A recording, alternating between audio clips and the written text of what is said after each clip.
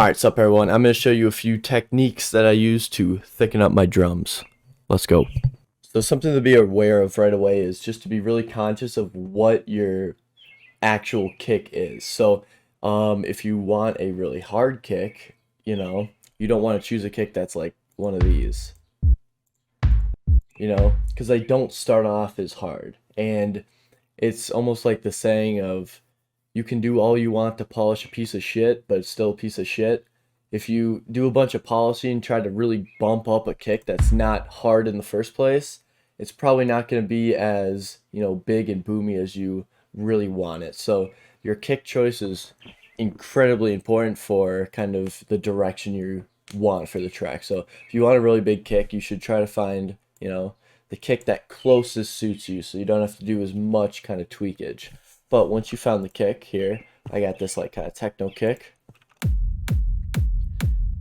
which is already pretty hard. I already like it, but I want to add a little bit more to it.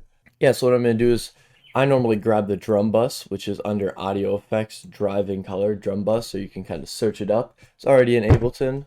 You don't need to get it or anything. It's already comes stock in Ableton. What I like to do is I like to throw a drum bus on there. And for me personally, I always keep the drive on soft, the dampening up, and I don't really mess with the transients.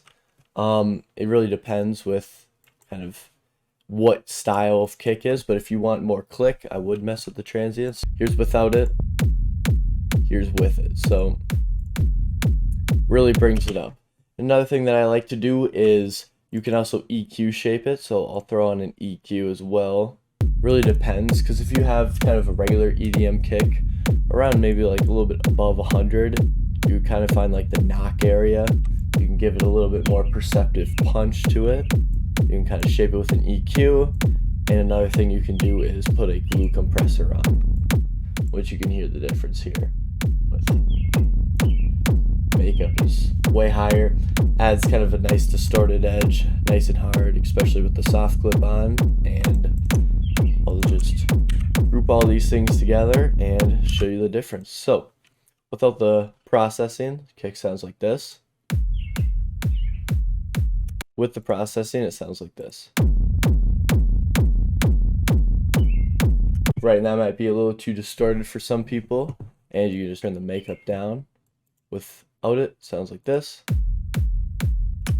With it, sounds like this. Yeah, so at the end of the day, if you start off with a semi-decent kick that's kind of around the area that or kind of close to the sound that you're looking for, you're not going to need tons of plugins and just tons of time dedicated to making it sound perfect. If you already find a kick that sounds pretty decent, you can just do a few little things like this, like adding a drum bus, compressor, EQ, just to really bring the life out of the kick. And yeah, that's how I beef up my kick drums.